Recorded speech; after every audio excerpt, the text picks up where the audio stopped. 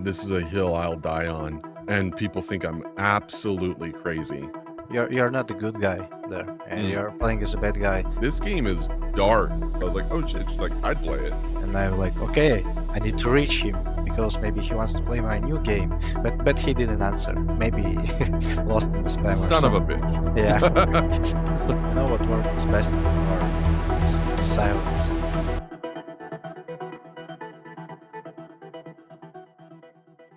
I showed my wife my wife the game, and she's like, "This game is dark." And I went, "Really? I thought it was like a horror game." She's like, "No, it's like almost like dark web." I was like, "Oh, shit." She's like, "I'd play it." Because she's weird like that. She likes like murder and horror and all that kind of stuff. I like horror too. I actually one of my favorite hold on, let me take a sip of this down. One of my favorite games was oh shit, am I gonna remember it right now? Oh crap. It was a first person shooter. Oh man, what is it called? Maybe you can just describe it. I can try to guess. Yeah. Yeah. It's from early 2000s. It was a first person shooter, and it was like you were basically going through this like you were like a on an elite like team, and you go into like this mental hospital to like find out what's going on. It's like throughout the whole game you're being haunted by this weird like little girl ghost or something like that. But it's Oh, fear. It's fear. fear. Yeah, Duh. yeah, yeah. Because I when you was I, mentioned the little girl, yeah, I understood. I was just like, "Oh my god, what the fuck? What was that game?" Anyway, yeah, it's fear. Yeah, Yeah, I love that game. That game was awesome. yeah, That yeah. was such Then, a I think that's one of the OGs for sure, yeah, like that really I think they went horror, then a game, and they really upped the ante with it. yeah. I know that I watched a lot about game development too, and the AI in this game, it's also like crazy.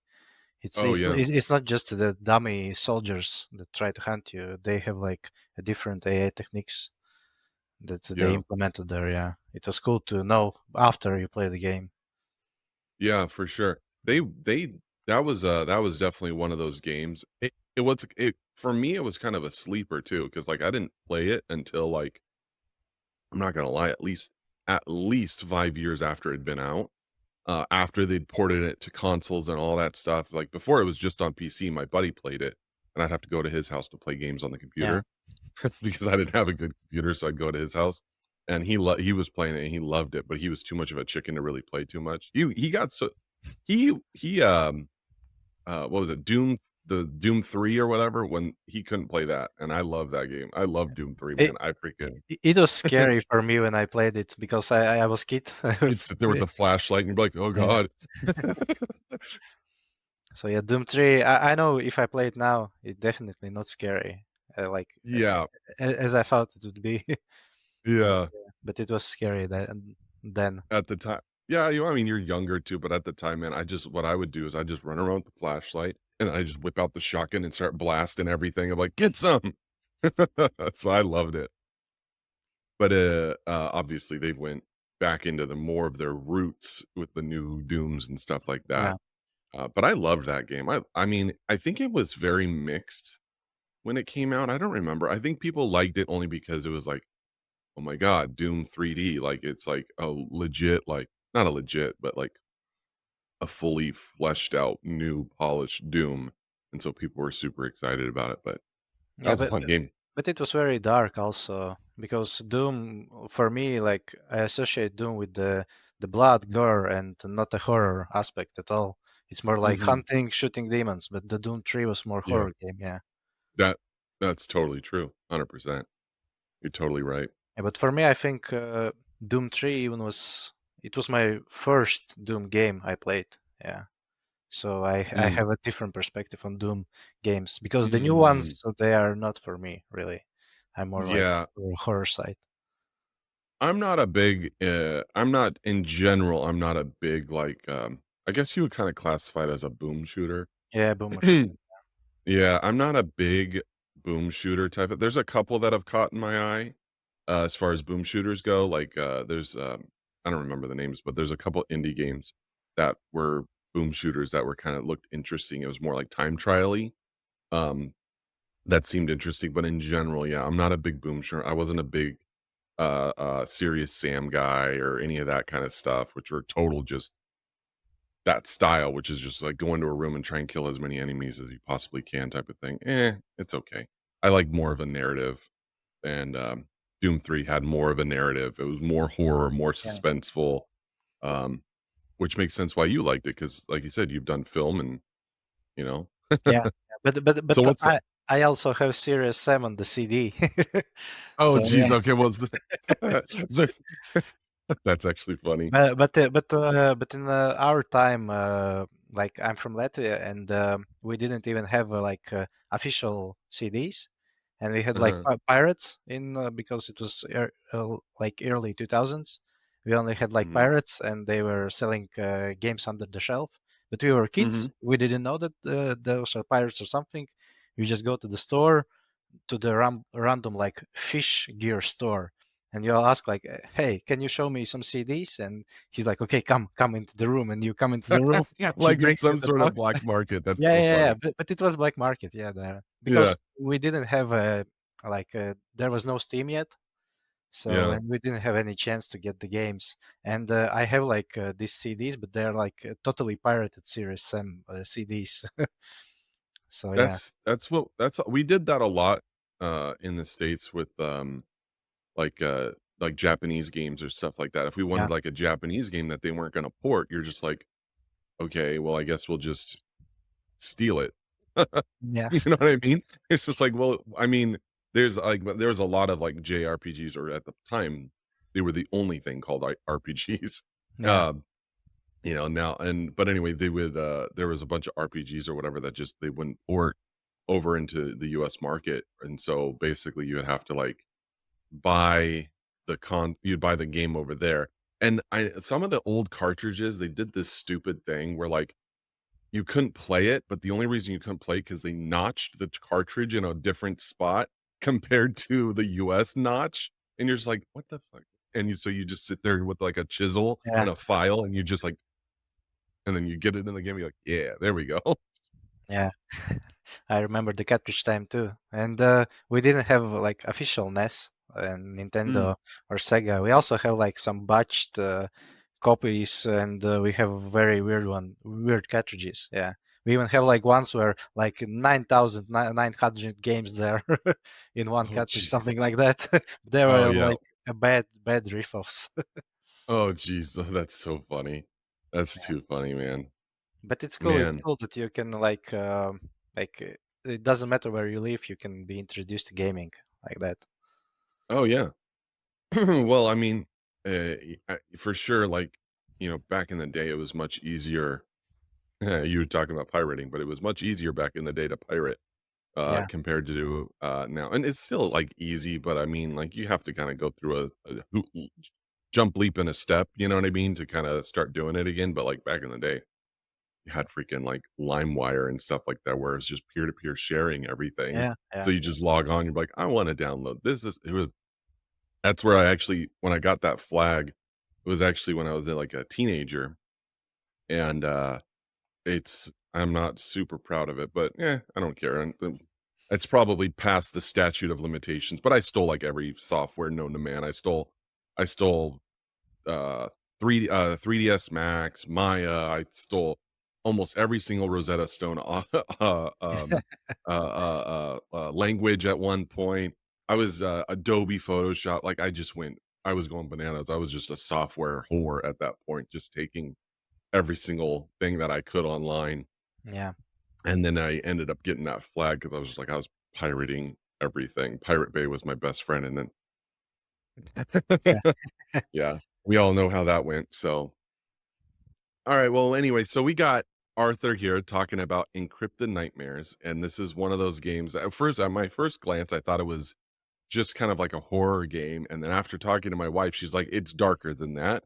It's like dark web, like watching horror," and, I was like, "Oh god, okay, so here we go. Let's find out about it." So, let's have Arthur tell us a little bit about his game and, kinda go from there. Go for it, man. I'm Artur. I'm a developer, like solo developer of Encrypted Nightmares.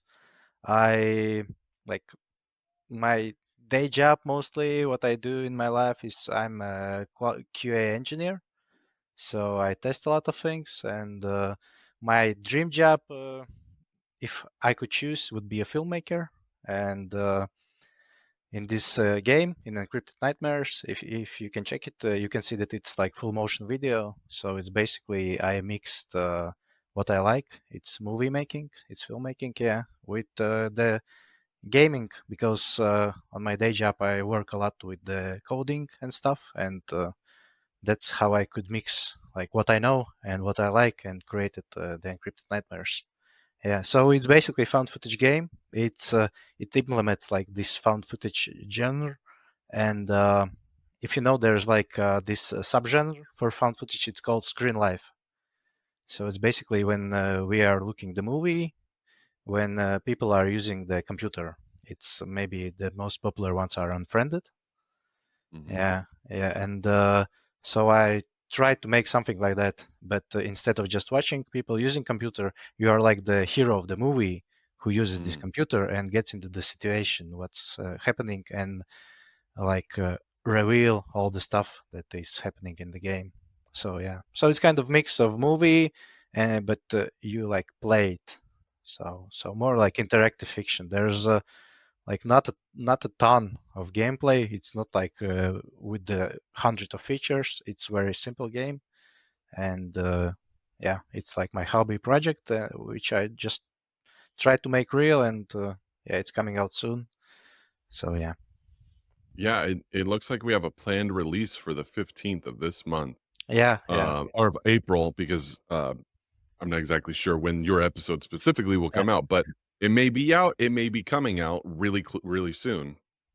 Um, but like I said before, at first I thought it was you were witnessing kind of like horror events or things like that, maybe more of a haunted thing. Sorry, I apologize. I didn't. I saw it and I thought it caught my eye because I thought I was like so unique, the fact that you had the live motion and I mean, it also took me back because you used like original like Windows 7 type Windows instead of like, more like Windows 10 stuff or stuff like that. So I was like, "Oh my god, it's like Windows 7. It's like Windows 7 or even before that." And you're sitting here looking at all this like weird stuff going on. My wife was like, "No, you are witness like there's like a mechanic where the longer you watch something and the more horror or scary it gets, like the better you do for the viewers or something like that. Like, give me a little bit exactly how like walking through the gameplay or the mechanics work. Okay, so basically you are the evil streamer in the game. You're not the good guy there, and Mm, you're playing as a bad guy. And it's the main goal will be like you're switching on the old computer. It's old because like I thought that it's not so easily traceable, so I mm, put some UI or something so it looks more older. mhm, And what are you doing? You have viewers on your dark website, and you have somebody who like hired you to do this stuff. So it's not like mostly on you, but it will be all disclosed in the game. So play the game. mhm. Yes, But yes. and mostly you have a mission to switch between the live cameras, so you can like tran um, show your viewers the best moments.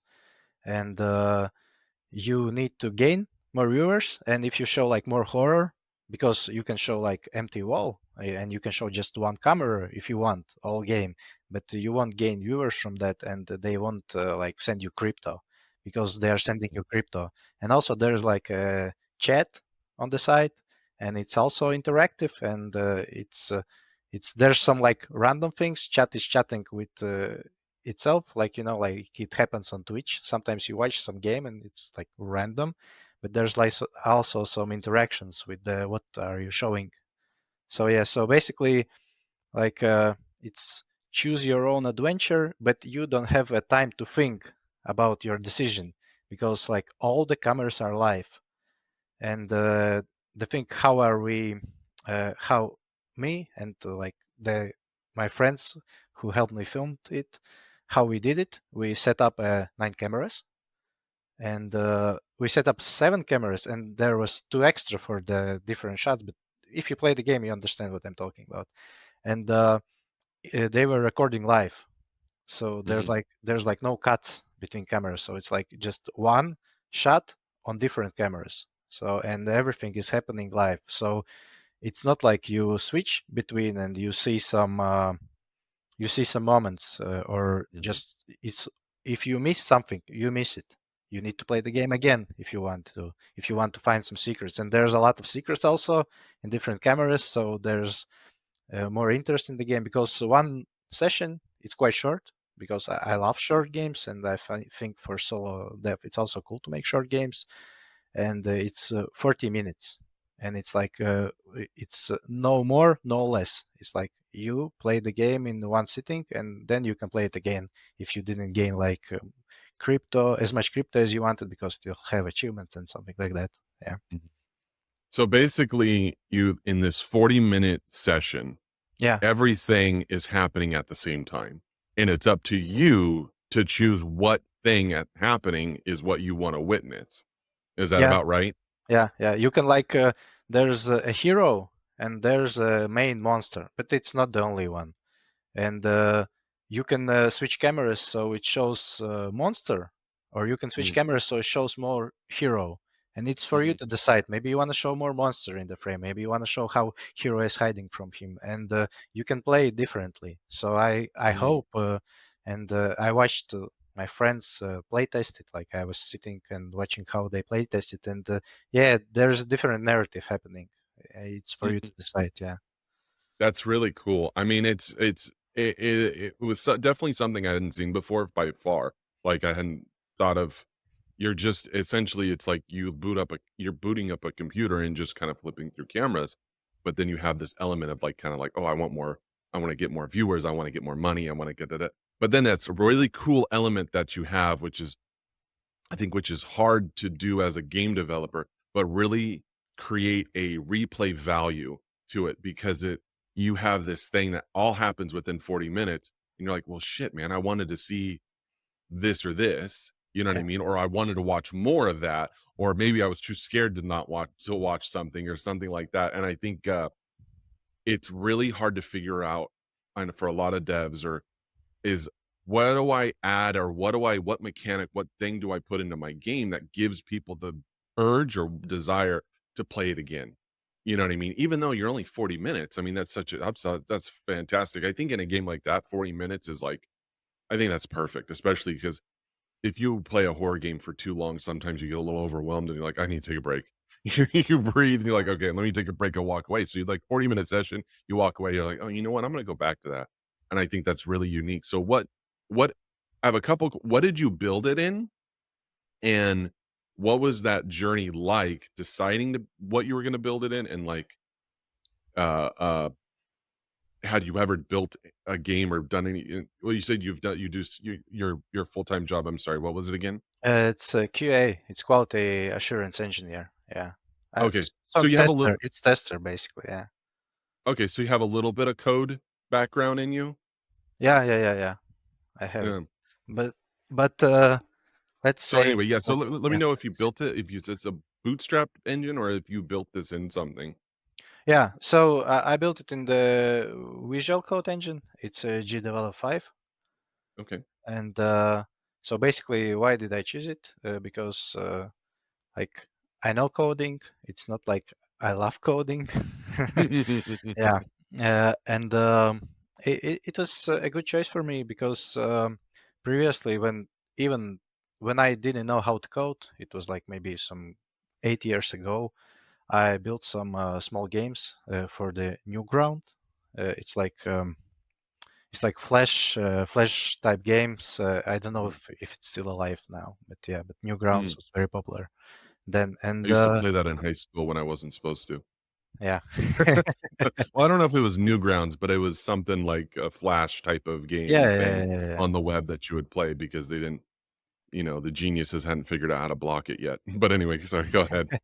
So yeah, and I used Construct too then, and I built some games I have on itch.io too, and they are all like unfinished, like Mm, all games are unfinished because I had an idea, I tried to build it, I did some art, build it, and something like that, and And then I started. Then I found the like my work. Then I got a kid, and life happens. And Mhm. I did a movie, like a feature film. But after that, I didn't do anything. And when trying to create a game now, I decided to choose a visual studio, like visual coding, because I did it already and I knew the stuff. Because I thought maybe I need to take Godot, because everybody now loves it and everything. But I wasn't very open to it because it has like it has its own language. Like yeah. And as for Unity, I don't know how it's now, but this year there was a lot of talks that something like Unity like dropped a little bit for me because there was some scandal or something involved. I don't remember, but something like that. Mhm. And I have like a potato PC, so so no Unreal Engine, that's for sure. Yeah. Yeah, but I love Unreal Engine blueprints. I try to do something there, but like my computer is like it can't do anything. Yeah, there. Mm. So yeah, I choose the GDevelop. I just felt it because Construct 3 it's too expensive. Like it's crazy expensive, and I think for even for indie devs, but GDevelop is like $3 a month, something like that for the license, and it's very accessible. Yeah, Oh, that is and for my game, like I choose it because it's very simple game loop, and I thought that do I need to really like code it from zero, code some like video players or something, or I can maybe do it there. And I did a prototype. I just went to the place where we filmed the game, filmed the footage for the mhm. game. I just did some footage. I bring it all in. I understood that performance is good. It all works, and I built a prototype maybe in like 24 hours, really. And Wow. after that, I started building the game, started building all the UI in the game, all the art, and then when it was all ready, we filmed the footage, and then I just cut it a little bit so it's put it together, synchronized it, and yeah, and that's how the game was made. And it took me maybe 3 months. Yeah, and like Wow. a lot of and I did and I'm doing even now like after some playtests, some like small tweaks or something like that, but the main game is ready because it's releasing in 10 days, so yeah, it should be ready. Yeah. Yeah. Yeah, you just said this took you 3 months from beginning to end? Yeah, yeah, That's impressive. I think I had the idea in December. Yeah. Wow. That's impressive because a lot of people, I mean, that's a complete opposite on a lot of people when they go into developing or making a game is like they wanna make their it's silly, but they make their massive, like, first time out, they're like, "I'm gonna make an MMO RPG, full 3D, like, full feature rich." You're like, "Okay, hang on a second." You know what I Yeah. mean? Hang on a second, you know? And it's wild, that I really like what you did, which is you're like, "Okay, I know how to do this type of coding, or at least I'm comfortable enough to do it in this, and I know my system will be able to support this engine or this scripting or what was it again? I'm so sorry. It's visual coding. Yeah. Oh, visual coding, so like Yeah. VSS and stuff like that. Yeah. Uh, So you do that, and then I mean, it just makes I just like the fact that you fit everything within your boundaries and you're able to get something out quickly and something that's actually an interesting project, an interesting game that I think people are going to want to play this if you're in the horror space. This is going to be something that they're probably going to be like, okay, I can see streamers playing this just looking for jump scares or playing into their chat on what they want to see as they play it as well. So it's like you're almost playing two chats. They're playing your in-game chat plus their own chat. So it's like you added you I don't know if you planned out all of the things to kind of line up exactly, but you almost it seems like one thing just kind of fell into place on like, oh well, then I can use this language. Okay, cool. The the imaging or the video or whatever works perfectly within this, and then cool, and then a replay value, I'll make it short and we'll just have it. So it just seems like everything kind of worked out on your initial design philosophy when making this game. And I just like I commend you. Like it since December to a launch in April 15th is very impressive to Yeah, get a thank game you. out. Thank you. But that's my main goal. I don't want to like wait 1 year now when I gather the wishlist or something. I just want to launch the game because before I had like 6 projects, like a long time before, and I always stop at something. And Hmm. yeah, and I'm kind of person who just needs to finish stuff or it wouldn't be done at all. And I felt like, okay, let's put it out. Let's see. It will be like my first like Steam release, and let's see how it will work out. Yeah, and Did like you just I'm so sorry. Did you just do the most recent Steam Fest? no, I didn't get in time because I didn't get my Steam page approved yet. Yeah. Oh, okay. And we're close. I don't even think you would be able to move your release date at this point. Because I know as far as like marketing and things like that go, Steam Fest is a huge. Oh, I think you can do it Yeah. after the release. Can you do it after the release? I'm not sure, but you need to have a demo or something for the new Steam Fest because I checked in the Steamworks and it asks for the demo to be ready. That's Yeah. right. And That's for right. and for my game, it's there was some people who asked like if you will have a demo or something, and I was thinking like, hey, come on, it's one playthrough session is 40 minutes. What should I make a Yeah. demo of or something? Yeah, it's not the kind Yeah. of game that probably should have a demo. Yeah. Is this on you said you have itch as well. Are you promoting this through itch as well? I just put out like shut out like there's will be a game, but I will be like when it will be released on Steam, I will be selling it also on itch.io. So yeah, Hmm. because I have like some followers there, and probably they would love to play game which is Hmm. finished because Right. because I had some previous games, and there was some also YouTubers covering it, and it was cool to see. There was like I just before like making Encrypted Nightmares now, I tried to send some emails also to YouTubers, and I tried to look my previous games, and I found one game like one of my games. It was streamed by some like South Korean streamer, and it was Mm. like 100K views, and I was like, okay, I need to reach him because maybe he wants to play my new game, which is like finished game, and it has like some similarities, let's say, because that one was like point and click game, which he Hmm. played. Yeah, but he didn't answer. Maybe lost in the spam or Son of a something. bitch. Yeah. That's really cool, man. So how are you feeling about the release date as far as where you're at with wish lists and just as far as almost how are you feeling about attention and buzz a little bit around your game right now? Yeah, it's cool because my Twitter, which is now X account, was Mm, quite dead after I released my film because all the buzz like died down, and like I'm not a very kind of marketing guy. Like mhm, it's almost like second job to do the marketing and mhm, stuff. But now I had some on the Twitter there was some horror societies that were quite interested, and they did a mm. repost for the trailers. So it's kind of Wow, cool. Yeah, it's getting some attention.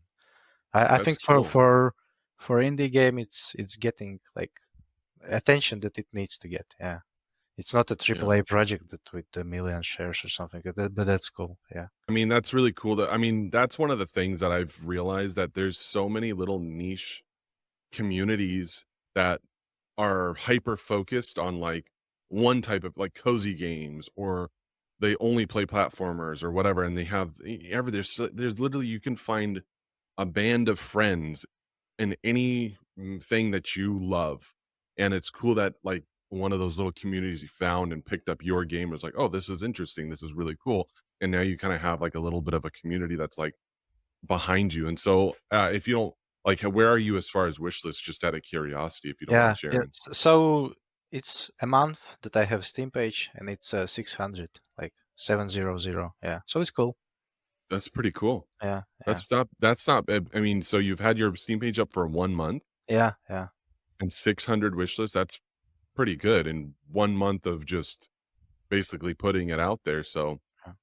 Well, I hope when I that's release awesome. it, maybe there's some like more buzz because how Steam like works, it tries to show your game Mhm. when it's released. So yeah, maybe there will be Yeah, some.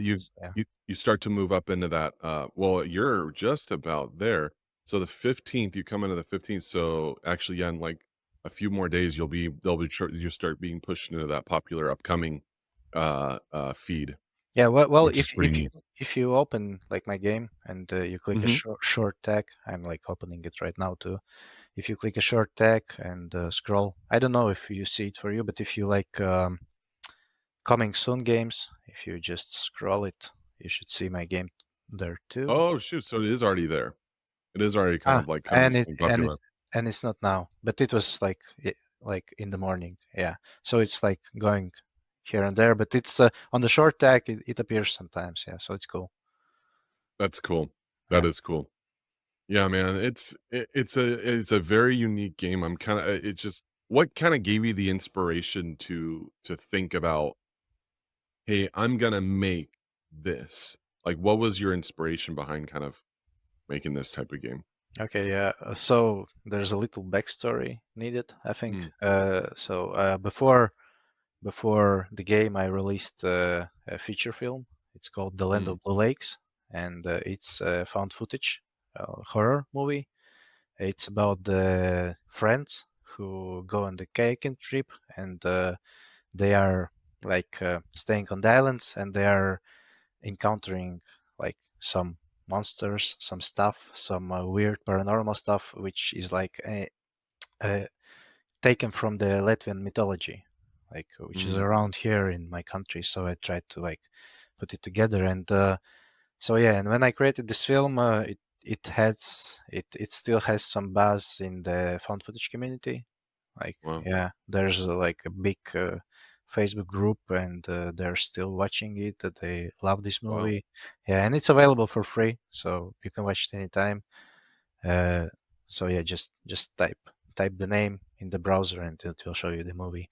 So yeah, and that means I have like some fans in the found footage community, and I Mm, always thought that okay, one time I will like make maybe more bigger budget found footage film. And I had the idea, like I love old Silent Hill games, I love old Resident Evil games, and even Clock Tower games, yeah.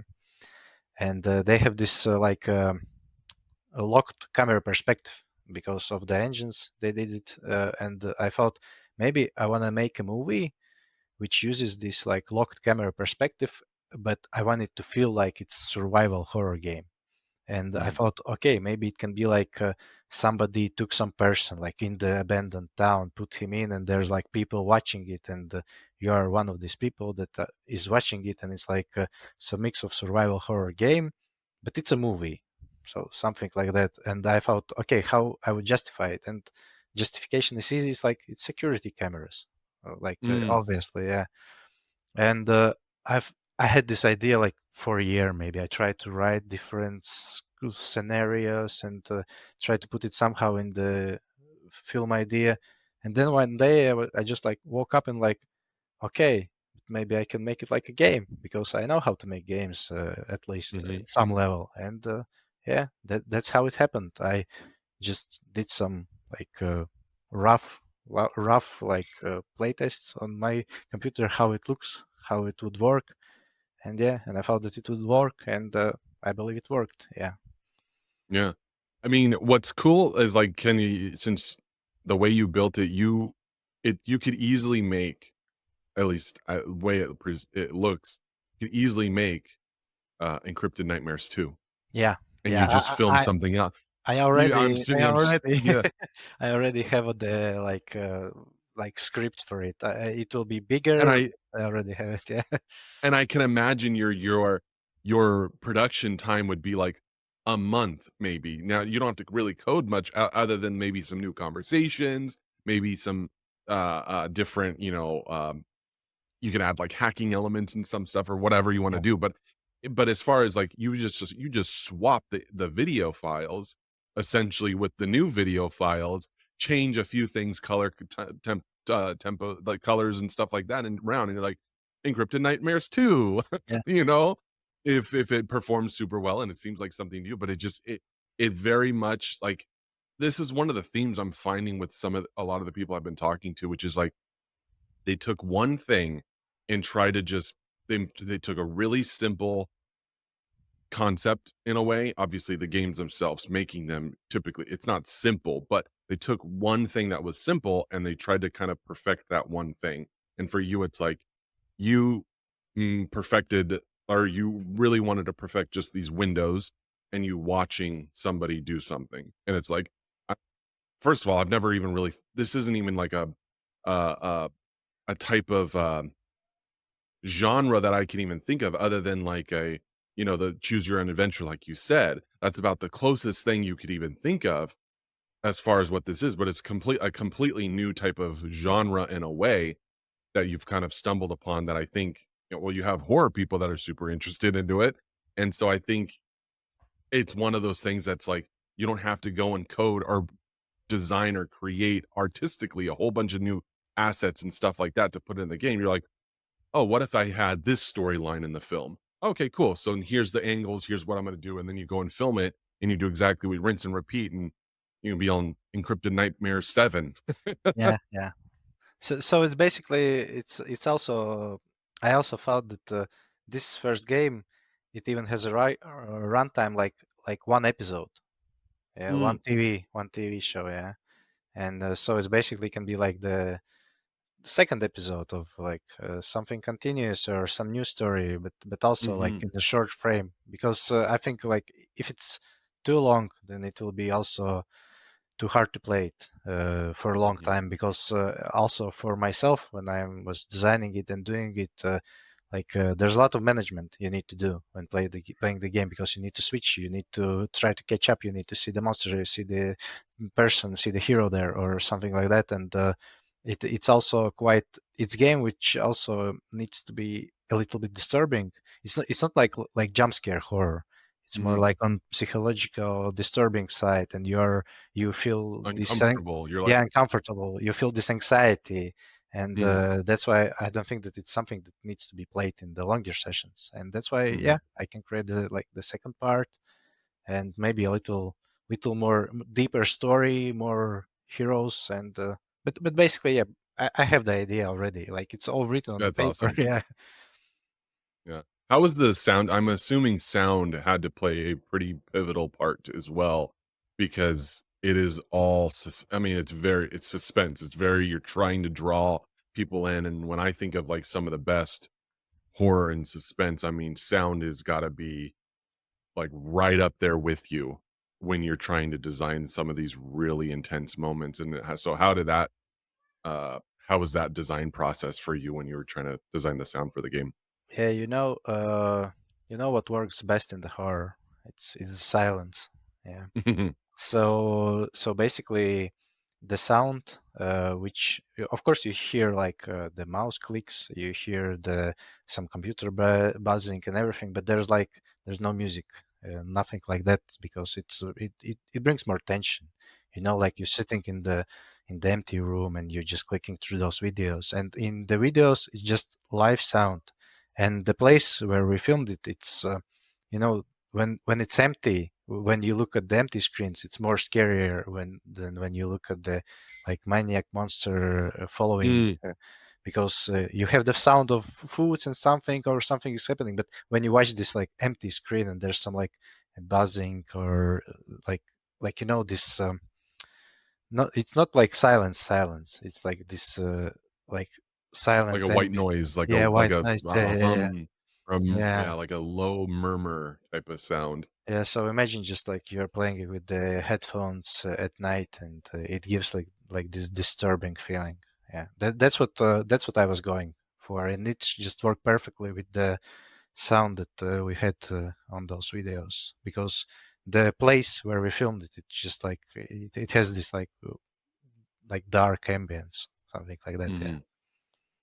When designing the chat log, how did, what was the process on that? Because obviously you more or less had to like come up with everything that all the different users essentially said. Like, did you come up with a number of users, like a max or a minimum number of users? And is it randomized when they would come in or how they would come in? Like, what was the design process when doing the chat log? So yeah, it was basically me typing like everything. So, but Well, in a way, it's your script. It's your script in a way. yeah, yeah, yeah. But yeah, it has some like randomness. So because it has some moments that are designed for like some specific camera that it's right on that Mhm. moment, but it's, I would say, 80% randomness, and Mm, just the chat, but they are chatting, and you think that they're chatting about something like that, but like you know, like somebody in the chat says, "Oh man, it's scary." Yeah, but they don't specify like it's scary to watch this corridor or something, because yeah. like, oh, it's scary, and it works. You show something and it works, that you read the chat and it's scary, and they read that it's scary because uh, like it's basic on the level that it's like works for every camera, because Mm. I don't know which player will be looking at which to what camera.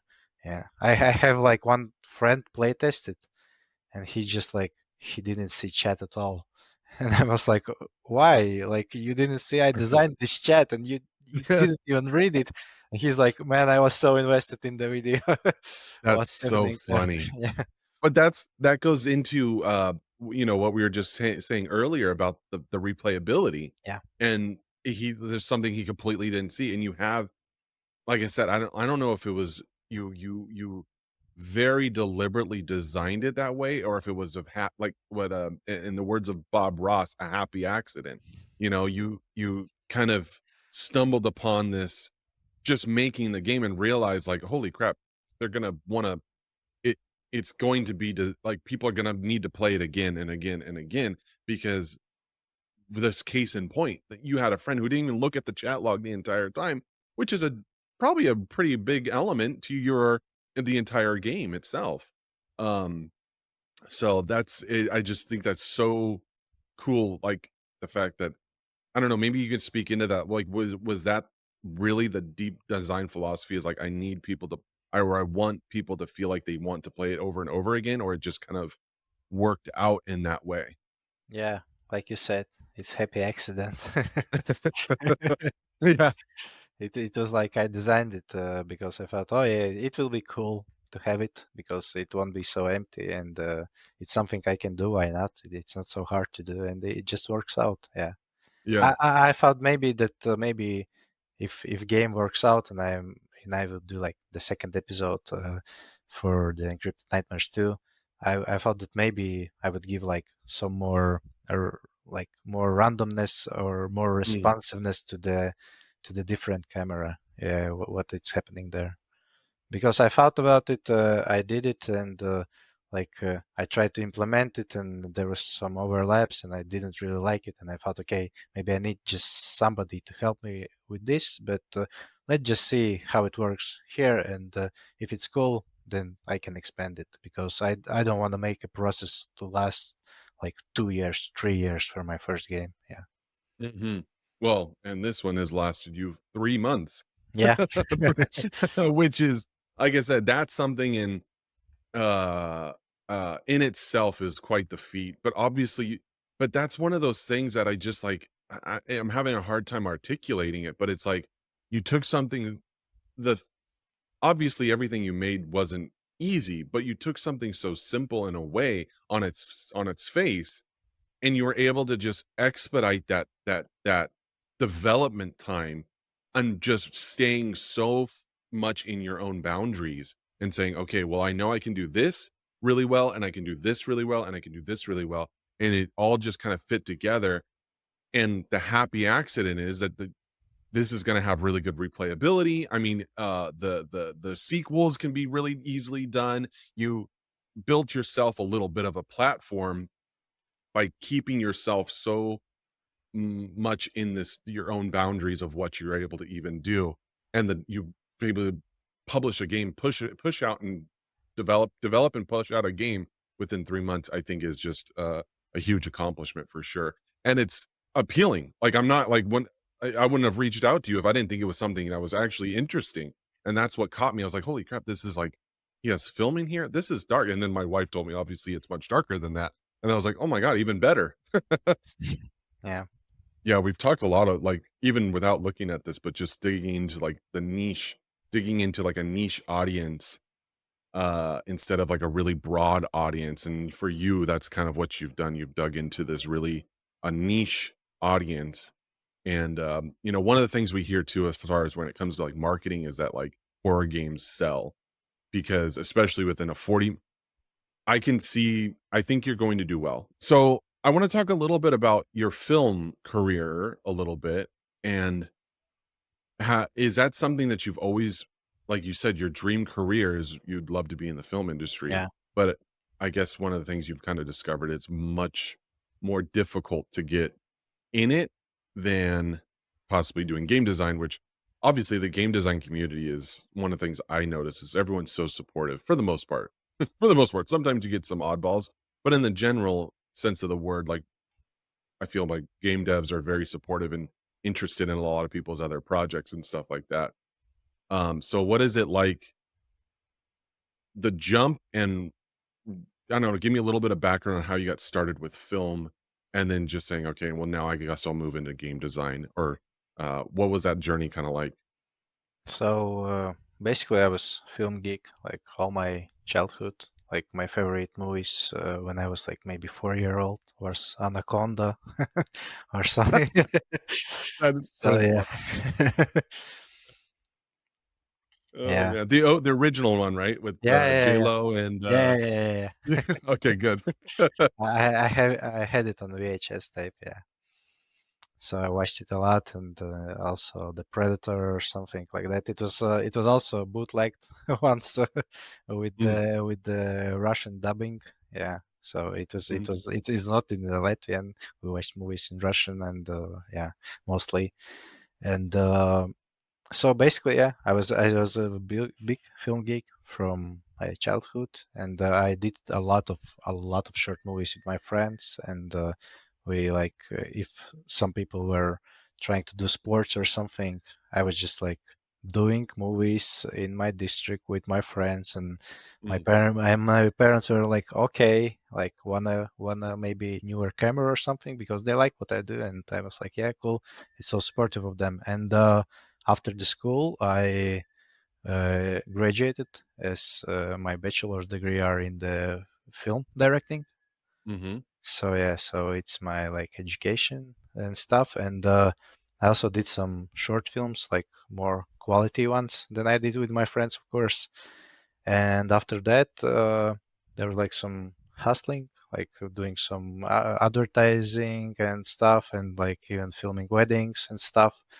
And before like before I started my career in the in the IT industry, mhm, I filmed a feature film because I thought, okay, you can't be a film director without one feature film at least. You need to do it, mhm, and I did it on the budget that like I had, and mm, it worked out for me. Yeah, it like it at least I recouped everything that I poured into it. Yeah, in that's good. money wise. Yeah, and it got some following, so it's cool. And and I was thinking that like I think game development is like filmmaking too. It's like Mhm, you need to maybe have a different set of skills there, but basically you're also trying to tell a story.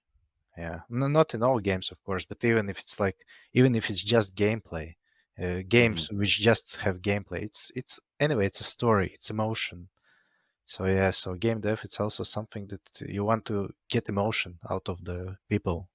Like if you don't get emotion, they maybe like hate you, but it's emotion. It's cool. They maybe mm, love you. It's emotion. But at least like it's cool if they have any emotion, not like just like oh yeah, it was okay. It's not emotion. It's not an emotion. Like it's cool to get anything. Yeah, and so yeah, and From filmmaking to game dev, I think also like you said that game dev community it's more open, yeah, to you, and it's maybe a lot easier to get into because we have like this Steam platform. Of course, we have another ones, but like it's the big one, like where Mhm, which you are need to, if you're like small indie, you need to be on Steam. That's for sure. mhm, And yeah, it's more easier also to get out something. Like I got out the game, and it's more easier to market it. People are more interested because when I got out the film, it's I just was lucky that I found this found footage community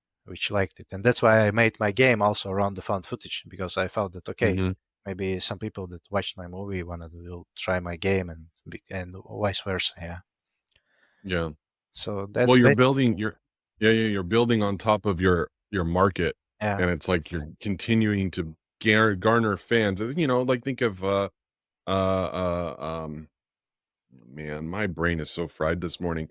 But I'm trying to think of the greatest suspense man. What's his name?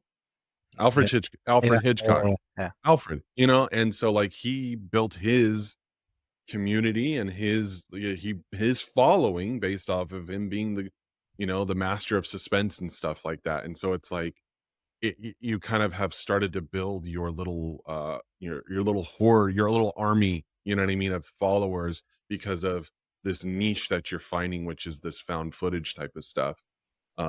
And I think that's really that's super cool. And it's funny. um Unironically, I decided to grab my favorite Yeah. film's mug.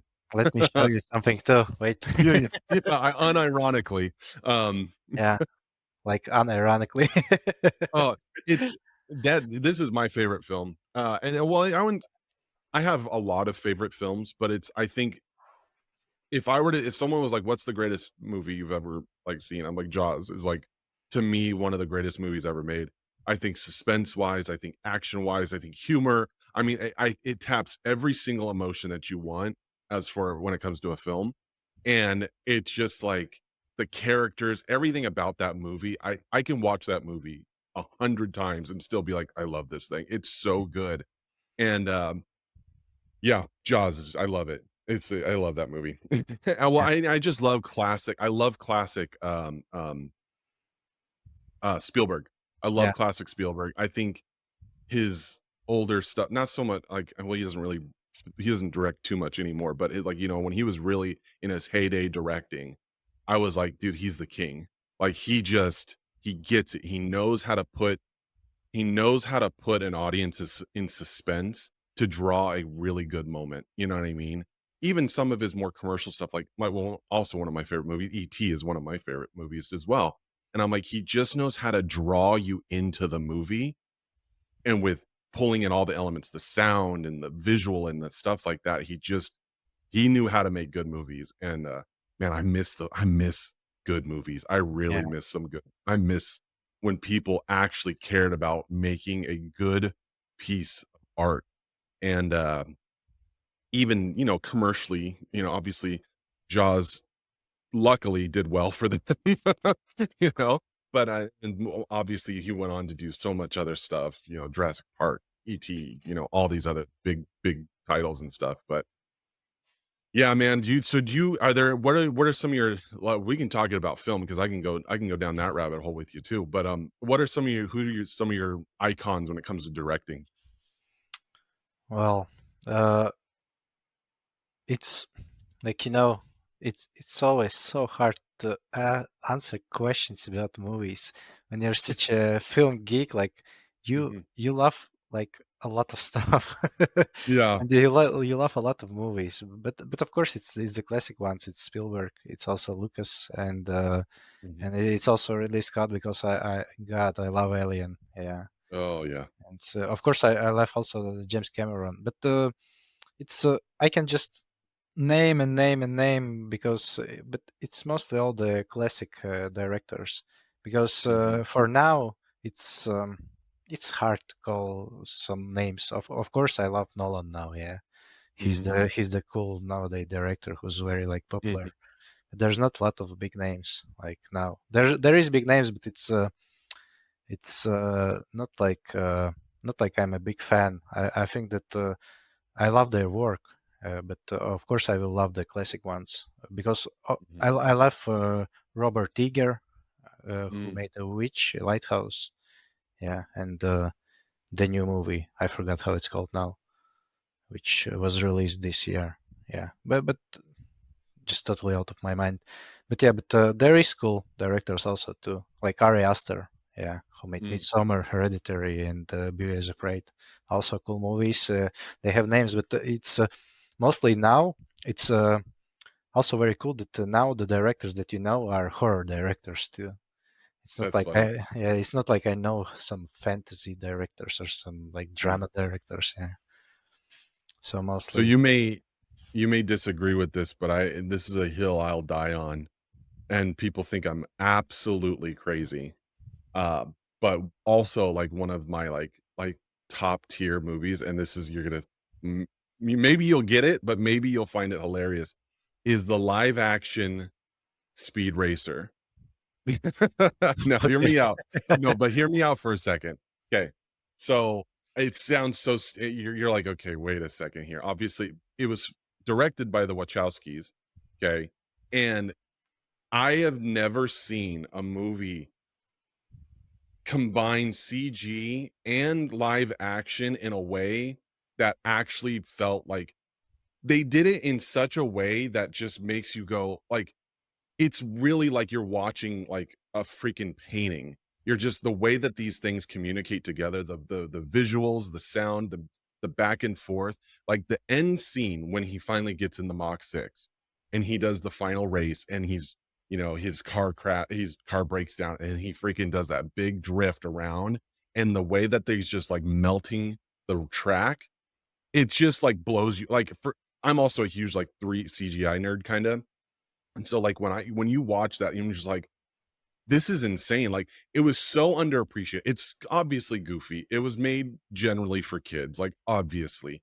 But, like, when you actually look at, like, the technical aspect of what they had to do to make that film, you start to go, "Whoa, wait a second. There were some really good, talented people working on this project." Like I said, obviously it's silly. Obviously it's goofy. It's clearly it was generally made for kids, but man, if you don't get any sort of motion when you watch the Mach 6 do that crazy burnout and just start flying down the track and knocking everyone out, if you don't feel like, yo, I'm jacked up right now, this is so intense and awesome. I don't know. Maybe you just don't like movies. But that's like I said, I don't know. Have you ever watched it by chance? I watched all of the Wachowski movies, but you are now talking about it, and I try to remember it, and maybe it was 10 years ago, and that's why maybe I watched it one time and yeah, okay, maybe it's not for Yeah. me, something like that. It was I think it was before I think it was ahead of its time, I think. I think if it would come out now, it'd probably be a little bit better received. I think it was also when the time it came out, it was wedged up against Dark Knight and, something else too that was just, like, basically had no shot. It had no shot. Obviously, Dark anything come up against Dark Yeah, Knight, you're yeah, like, yeah, "Okay, you're dead. You're dead in the water." I mean, Heath Ledger died and he put on the yeah, Joker performance that of he put course. on, which is a cultural icon at this point, you know? And so, but yeah, man, it was one of those movies, and it was funny because the first time I saw it, I didn't really think so much, but then I like watched it again, and you just start to watch the CGI. Just, it's a whole other language. It's kind of speaking to you, and you're just like, "Whoa, wait a second, this is like much more than you think it is." You know, and obviously they did that with Matrix too. They completely made an entire new film style Yeah, and new equipment. They did what they did with Matrix, no one had ever seen before. And so, and then, yeah, I don't know. I digress from there, but I may get a lot of hate for that. But honestly, I'll die on that hill. I think Speed Racer is one of the live action made by the Wachowskis was one of the greatest like films like today. yeah, It's crazy. but it's cool because Wachowskis they're very like visual directors, yeah, Hmm. and they know the CGI stuff, like because if you watch their movies, they're like maybe you don't like the story or something like Jupiter Ascending, I think, yeah, and That one, yeah, that one was yeah, rough for me. but it looks it looks very good. Especially Oh yeah. especially come on, check now the CGI now. It looks like shit now. The CGI is Yeah. like damn. Yeah. It's not good now. Yeah. Yeah. And they did a lot of good stuff like before like before now and there's a better technology, yeah, to do it. Yeah. It's rad, man. I like I said, I can go on movies for a long time. I also was a not a film, not an aspiring film person, but I wrote my own show that I wanted to get up off the ground at some point in time. I still may have eventually get it up off the ground, but film is definitely integrated. I mean, that's the cool thing about game design. You find a lot of people that, well, and just in general game design, it touches almost every single aspect of art, music, visuals, like artistic, tactile, like drawing and computers. You got I mean, just sound, like everything that you can think of when it comes to like games. It has to, you almost have to implement that into your game or touch every single piece of art to kind of get your game up off the ground. Then on top of that, you have to also sell your game. You know what I mean? Yeah, You have to market it and get it out there so people actually are interested that want to actually play your game. I mean, it's it's an undertaking. It's an undertaking to be like um get a game built, created, feels good, and actually people want to play it and then get people to actually play it. It's yeah. tough. I don't know why we put ourselves through torture, but Yeah, probably you like it. yeah. But you know, like game design, it's especially like level design. It's something like film directing. You also Mm, you just think where the player will watch. You think where to put camera section and something. It's like making a movie, like designing mhm, game levels. It's something like that. So yeah, it's the medium that can cross and itself. And if you like say it, like you also wrote the TV series you wanna put out, and I made the movie, so it's cool that you also know how to do other medias because in the game design mhm, you can just implement it. Yeah, mhm. It's rad, man. Well, I've really enjoyed our conversation. This has been fun. thank I you. hope you Also did too. enjoyed it. Yeah, it's this is kind of how these things go. I mean, it's really laid back. We just kind of hang out and have a conversation. I like to kind of get in your head a little bit, figure out how everyone's made their game, what inspired them, what drove them, what drives them currently to make this or make their projects, and I want to know how things go after release for sure. So I'll definitely want to have you probably back and let you know if things are going great, if Encrypted Nightmares 2 is coming out, Yeah, or if you're like, I'm never making an Encrypted Nightmares again. yeah. you know? Well, I'm But working on a different. I'm like working on already on a little bit different project, but it's also a game. It's like it's totally different design, but I'm just building the idea, trying it out now. So yeah, yeah, see, like never that's the stop. best way, man. Yeah, Yeah. No, exactly. Never stop. Just keep building and building. And by the time you look backwards, you realize you're like, oh shoot, I've really come a long way. I've built a lot of things I can actually, a lot of people they try to gauge their progress where they're currently standing. And it's like you can't gauge I mean, they try to and it's also they compare themselves to other people that have been doing it for however long and their circumstances. I'm like, you have to gauge yourself where you've come from, not where you are. And what I'm trying to say is like everyone runs their own marathon, everyone runs their own journey. And it's you just gotta keep going at it, and by the time you look backwards and see how far you've come, you'll be really proud of yourself. Be really thankful for every day that you've been able to walk and be able to make things, I think is really important, it's cool, man. Like I said, I've had a good time talking to you, for sure, so what yeah. I'll Thank do is I'll let you do a little bit of an outro yeah, and tell me, obviously where to find your game, where to find you, all your social posts, when your game's coming out, and just possibly looking into the future after Encrypted Nightmares comes out, what possibly we should be looking out for and things like that. yeah. Okay, so my game Encrypted Nightmare is coming out this April 15. So if it's already after the date, so be sure to check it out. If it's still not yet the date, wishlist it on Steam. You can find it on Steam. It will also be available on itch.io. And best way to follow me, it's Twitter X, and I have the same name there as the developer name in the Steam page. It's Artur Latkovsky. So yeah, follow me. It will be cool. You can always write to me, tag me.